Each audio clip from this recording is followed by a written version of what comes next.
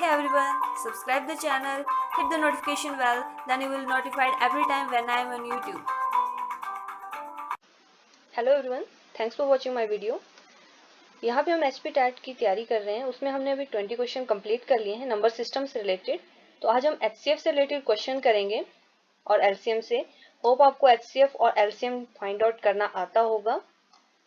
जो इस सीरीज से जुड़ना चाहते हैं उनको सिर्फ लाइक करना है अगर वीडियो अच्छी लग रही है, और शेयर कर देना है ताकि आपके दोस्तों तक भी पहुंच जाए, एंड सब्सक्राइब कर लेना है ताकि आपको जब भी वीडियो आए तो आपको नोटिफिकेशन मिल जाए। क्वेश्चन नंबर 11 से हम स्टार्ट कर रहे हैं। पिछले हमने क्वेश्चन कंप्लीट कर लिए हैं लास्ट वीडियो ने। जिन्होंने नहीं देखी है वो जाके देख सकते हैं एचपी टैट मैथमेटिक्स पोर्शन में। क्वेश्चन नंबर 11 है, HCF of two numbers is 28 and their LCM is 336। If one number is 112 then the other number is. आपको सेकेंड नंबर फाइंड आउट करना है। तो इसके लिए आपको एक मेन फॉर्मूला होता है, ये आपको याद रखना है एचसीएफ और एलसीएम के केस के लिए। जब भी हम किसी चीज नंबर्स का एचसीएफ और एलसीएम फाइंड आउट करते हैं तो उनका जो प्रोडक्ट आता है वो उन दोनों नंबर के प्रोडक्ट के बराबर आता है। तो हमें क्वेश्चन इजी हो जाएगा फिर अगर हमें ये फॉर्मूला याद होगा। HCF into LCM is equal to number 1 and number 2, जो भी आपके पास नंबर होंगे। ठीक है, यहाँ पे आपके पास एचसीएफ जो है वो आपके पास दिया हुआ है 28 और एलसीएम जो दिया हुआ है वो है 336। ये लिखा गया है आपके सामने, और साथ में आपके पास एक नंबर दिया हो तो सेकंड हमने निकालना है। तो अगर हम इस फॉर्मूले को आपको पता होगा तो आप इसमें जस्ट पुट करेंगे और इसको सॉल्यूशन निकालेंगे। Number 2 is equal to 28 into 336 divided by 112। तो आपके पास आंसर आ जाएगा 84। तो कौन सा आपका ऑप्शन करेक्ट होगा? Option number 3, 84। Clear? Simple question HCF LCM find out करना आपको बहुत अच्छे से आते होंगे, काफी पहले से हम सीखते आते हैं क्लास 3rd और 4th में। एलसीएम जो है, अब यहाँ पे जो हम एलसीएम निकालेंगे इस फॉर्म में, तो आपको पता है 22 को हम कैसे लिख सकते हैं। एलसीएम होता क्या है आपका, जितनी आपकी पावर होती है उसकी हाईएस्ट पावर लिखते हैं हम। जितने आपको नंबर दिए होते हैं उनकी जो हाईएस्ट पावर होती है वो हम लिखते हैं। तो इसको हम लिख सकते हैं 2 इंटू 11, यानी कि हमें इसकी प्राइम फैक्टराइजेशन करनी होती है। नेक्स्ट है 54। तो 54 को हम कैसे एलसीएम निकाल सकते हैं? इजिली मैं आपको एक बार बता देती हूँ। हम एलसीएम निकालते हैं 54 और फिर हम उसको 2 से सबसे पहले, जिससे वो डिवाइड हो जाएंगे। ठीक है, 27 देन 3 से,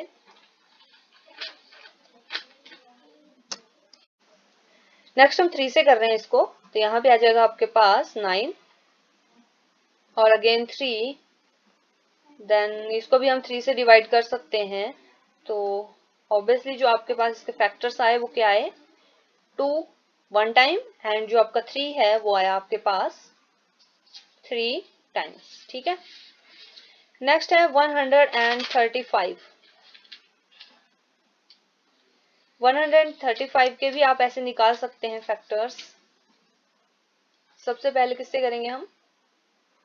3 से। 4 एंड 5, अगेन यहाँ पे आ जाएगा 3 से, यहाँ पे 15 देन 3 से जब आप करोगे तो आपके पास यहाँ 5 आ जाएगा। तो यहाँ पे आपके पास क्या वैल्यूज आ रही हैं? 3 एंड 5 की पावर 1। ठीक है,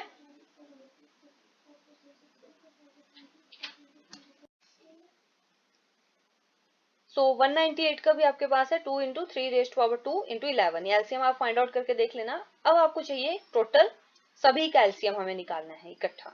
तो मैंने आपको बताया कि एलसीएम जब हम फाइंड आउट करते हैं जो हाईएस्ट पावर होती है सभी टर्म्स की वो हम लेते हैं।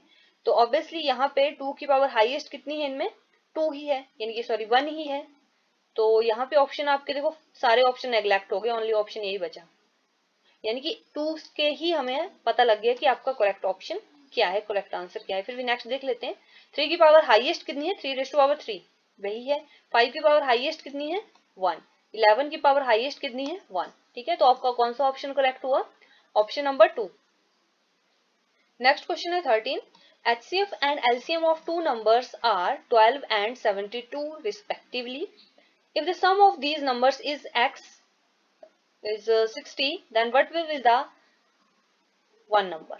अब आप सिर्फ वन नंबर पूछा है, दोनों नंबर नहीं पूछे, तो ऑब्वियसली एक तो आपकी टर्म बन जाएगी x plus y is equal to 60। अब यहाँ पे कोई एक नंबर दिया होता तो आपके लिए काफी इजी था, हम वही फॉर्मूला यूज करते और आपका आंसर निकल आता।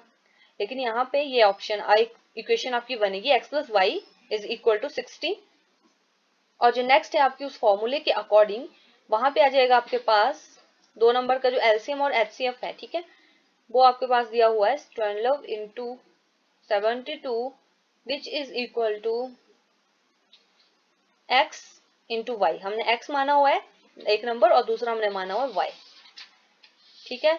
तो x और y की वैल्यू कितनी आ जाएगी आपके पास क्वेश्चन में, आप इस क्वेश्चन को देख लीजिए, बाकी क्वेश्चन यहाँ पे हम देख लेंगे बाद में। तो एक्स वाई की वैल्यू कितनी आ जाएगी आपके पास 12 टू ज़ा 24 एंड 2 8 7 84 एंड 864, ठीक है। तो हमारे पास x और y की वैल्यू आपके पास मल्टीपल में आ गई 864। तो यहाँ से हम y की वैल्यू फाइंड आउट कर सकते हैं। y की वैल्यू कितनी आ जाएगी आपके पास 864 डिवाइडेड बाय x। ये तो x की वैल्यू फाइंड आउट कर लीजिए, या y की वैल्यू फाइंड आउट कर लीजिए, वो आप पे डिपेंड है। यहाँ हम x की वैल्यू निकालते हैं, ठीक है। x की वैल्यू आ जाएगी आपके पास 864 डिवाइडेड बाय y। तो अब हमारे पास सब्स्टिट्यूशन हम करेंगे, x की वैल्यू जो आपकी फर्स्ट इक्वेशन बनी है x plus y is equal to 60, इसमें फिल कर देंगे, ठीक है। जब हम इसमें फिल करेंगे तो आपके पास आ जाएगा 864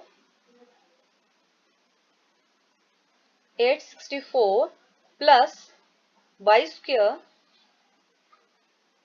इज इक्वल टू 60y। समझ आया कैसे हुआ ये 864। देखो यहाँ पे हम x की वैल्यू पुट करेंगे 864 डिवाइडेड बाय y, और एलसीएम हमें इकट्ठा लेना पड़ेगा इन दोनों का, तो यहाँ पे y स्क्वायर बन जाएगा, और जो y डिवाइड में रहेगा वो इस साइड जाके मल्टीप्लाई हो जाएगा। तो आपकी इक्वेशन फाइनली क्या बनेगी y स्क्वायर माइनस 60y। अब देखो इसमें कितने क्वेश्चन हमारे इकट्ठे सॉल्व हो रहे हैं, किस किस टाइप के क्वेश्चन आ सकते हैं। आपको प्राइम फैक्टराइजेशन करने आ सकती है इज इक्वल टू 0। तो अब आपने क्या करना होता है, यहाँ जब हम पहुंच जाते हैं प्राइम फैक्टराइजेशन में, जो आपका लास्ट टर्म होती है उसको और जो आपकी फर्स्ट टर्म होती है इसको मल्टीप्लाई करना होता है। यानी कि आपके पास आ रहा है 864 इंटू फर्स्ट में यहाँ 1 ही है कोफिशिएंट ही मल्टीप्लाई करने हैं, ठीक है। तो 864 बन गया। अब 864 के ऐसे फैक्टर हमने ढूंढने होते हैं जिनको अगर प्लस या माइनस हम करें तो आपकी बीच वाली टर्म आ जाए। तो हमारे पास ऐसे फैक्टर कौन कौन से होंगे, वो होंगे 36 एंड 24। अब हमें ये देखना है कि माइनस के लें हम या प्लस के लें।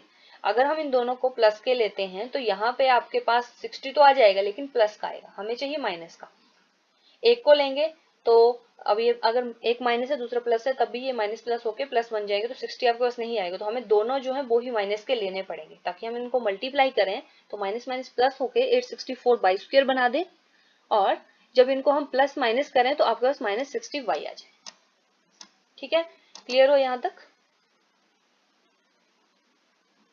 इसके बाद हम क्या करेंगे, जो आपके पास फैक्टर क्या बने, y square minus 36y minus 24y plus 64। तो इसके बाद हम क्या करते हैं, इनमें जो कॉमन होता है उसको अलग निकाल लेते हैं। पहले फैक्टर में से आपको कॉमन क्या दिख रहा है, ओनली y आपको कॉमन लग रहा है, y माइनस 36 यहाँ आ जाएगा, यानी कि एक फैक्टर आपका बन जाएगा y minus 36 which is equal to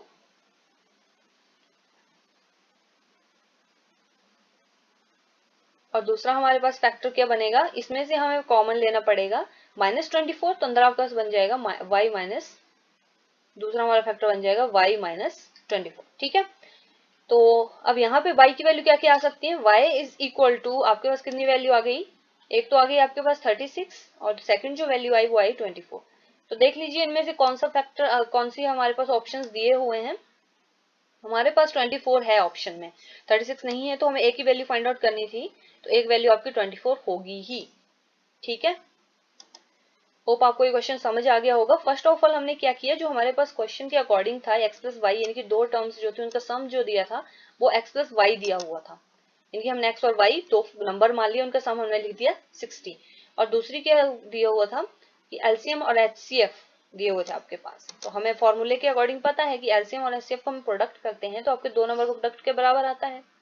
तो वहां से हमने x की वैल्यू फाइंड आउट की और जो आपकी मेन इक्वेशन बनी उसमें आपने फिलअप किया। क्लियर? तो आपका आंसर बन गया 24। नेक्स्ट क्वेश्चन है question number 14। What is the smallest number which when increased by 6 is exactly divisible by each of them? हमें स्मॉलेस्ट नंबर फाइंड आउट करना है कि अगर जब हम उनको 6 इंक्रीज करें तो वो एग्जैक्टली डिविजिबल हो इससे। तो हमें first of all number find out करना है, यानी कि हमें इनका एलसीएम निकालना पड़ेगा। सो 12 को आप कैसे लिख सकते हो? कैसे लिख सकते हैं आप 12 को? 2 इंटू 3।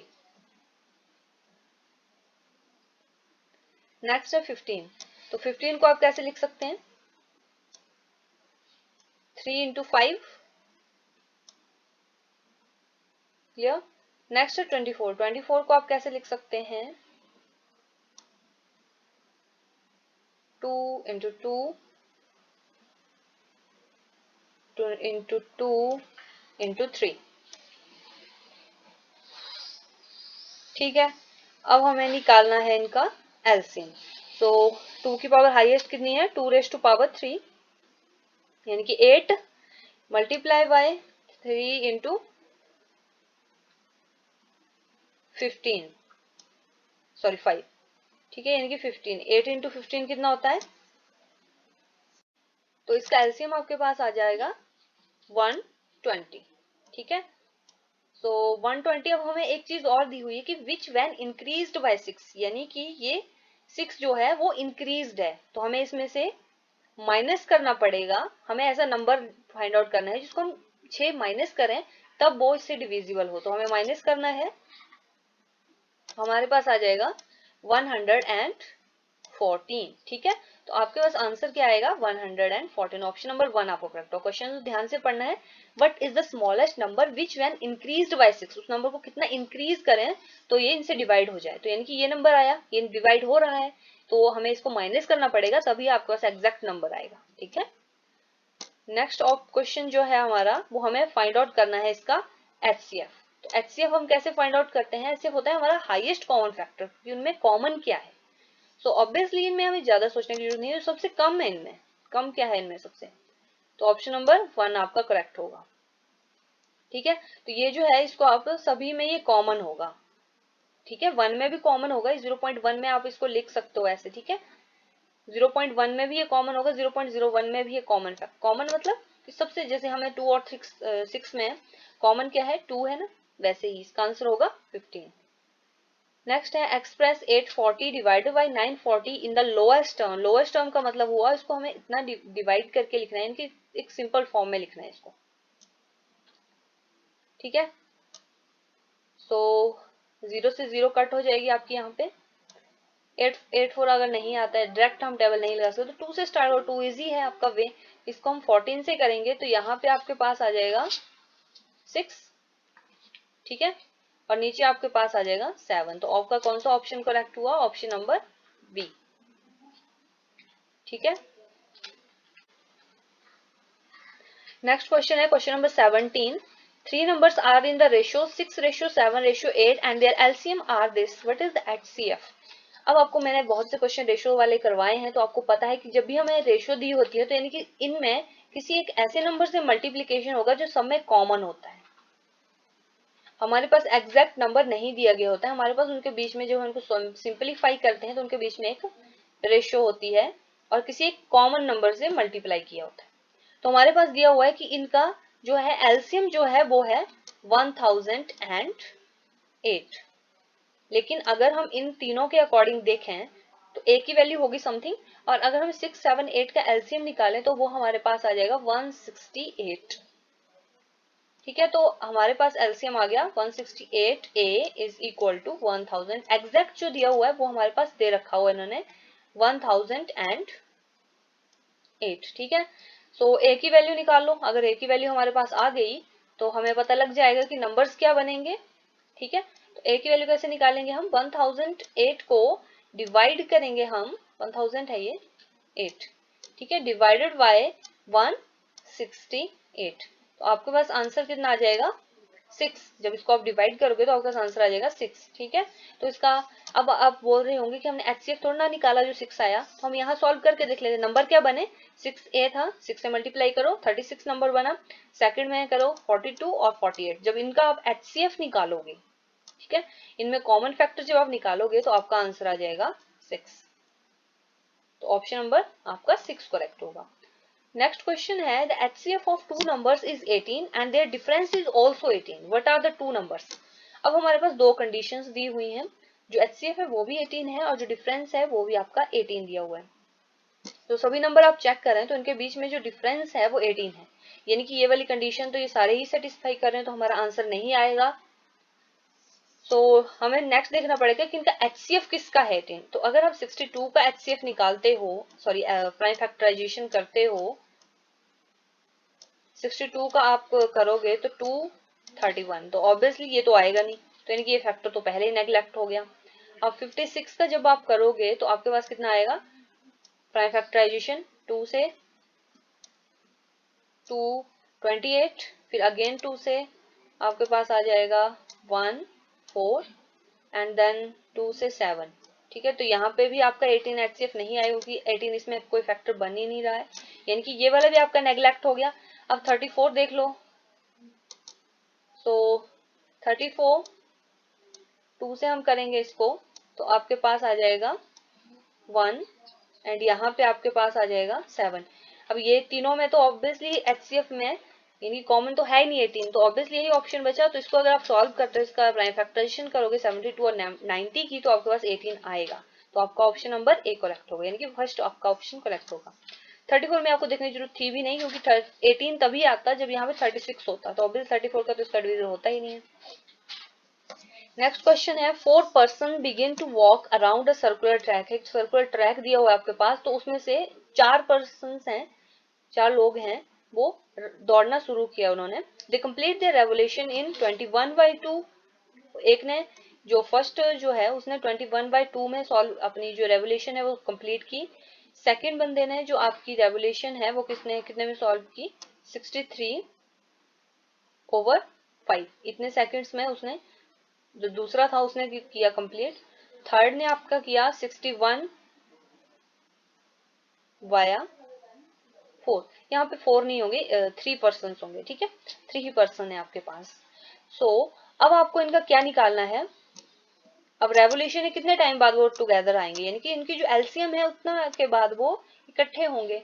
तो एलसीएम कैसे निकालते हैं हम फ्रैक्शन में, उसमें हमारे पास फॉर्मूला होता है। जब भी आपके पास फ्रैक्शन दी होती है और हमें एलसीएम फाइंड आउट करना है, तो फर्स्ट ऑफ ऑल हम लिखते हैं एलसीएम डिवाइडेड बाय HCF। अब किसका एलसीएम और किसका HCF, अगर हमें एलसीएम निकालना है, ठीक है, तो एलसीएम ऑफ जो आपके नंबर्स हैं इनकी 21 जो आपका न्यूमरेटर है, जो ये ऊपर वाले हैं आपके न्यूमरेटर हैं, इनका आपको एलसीएम निकालना है। तो आपका एलसीएम आएगा 3843, ठीक है। और जो नीचे वाले होते हैं डिनोमिनेटर, इनका आपको क्या निकालना होता है, HCF। अब यहाँ पे ये भूल मत कर देना कि यहाँ पे 2 है, यहाँ पे 4 है, तो इसका HCF जो है वो 2 हो जाएगा, नहीं होगा, बिकॉज 5 में कोई भी फैक्टर ऐसा नहीं है 2, ठीक है, 2 फैक्टर कोई भी नहीं है 5 का, तो ऑब्वियसली नीचे जो आएगा वो 1 आएगा HCF, ठीक है। तो हमारे पास ऑप्शन नंबर सेकंड इसका आएगा, ठीक है। एलसीएम आपने जो ऊपर वाली है न्यूमरेटर है उनका आपको एलसीएम निकालना पड़ेगा और नीचे जो है उसका HCF निकालना पड़ेगा। अगर आपको फ्रैक्शन में HCF निकालना हो तो हमें क्या करना है, जो ऊपर वाली न्यूमरेटर है उनका HCF निकालना है, जो नीचे है उनका एलसीएम निकालना है, इनकी अपोजिट कर देना है नंबर्स का, ठीक है। लास्ट क्वेश्चन है आज के लिए। 3 friends Raju, Ramesh and Sunil starts running around a circular stadium and complete a single round. उन्होंने एक सर्कुलर स्टेडियम में एक सिंगल राउंड कंप्लीट किया 24 सेकंड में, 36 सेकंड में, 40 सेकंड में। After how many minutes will they meet against a start. इसमें भी आपको आपका एलसीएम ही निकालना पड़ेगा क्योंकि हमें चाहिए इनमें कॉमन क्या आएगा, तो उसका हमें कैसे फाइंड आउट होगा, वो हमें इसका निकालना पड़ेगा एलसीएम, ठीक है। तो एलसीएम में क्या क्या फैक्टर्स के बनेंगे, 24 के कुछ ये बनेंगे, ठीक है। 36 के ये फैक्टर बनेंगे आपके 2 × 2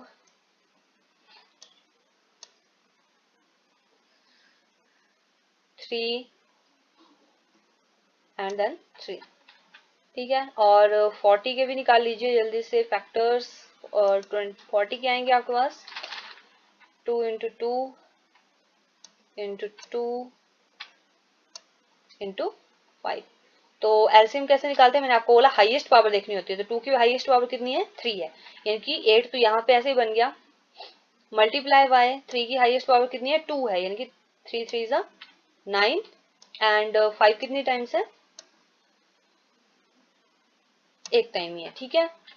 तो अगर आपको देखो मल्टीप्लाई करने का एक और तरीका ये होगा, हम ऐसे पेयर बना दें जहाँ 5 इंटू 2 आ जाए, तो अगर मैं इसमें से एक 2 निकाल दूं तो यहाँ पे 5 इंटू 2 10 हो गया, यहाँ पे बचा 4 ओनली, 4 इंटू 9 इज 360, ठीक है। तो हमारे पास आंसर आ गया 360 सेकेंड। तो हमें पूछा है मिनट्स में, तो जब हम 360 सेकेंड को मिनट में चेंज करते हैं तो क्या करते हैं, डिवाइडेड बाय 60।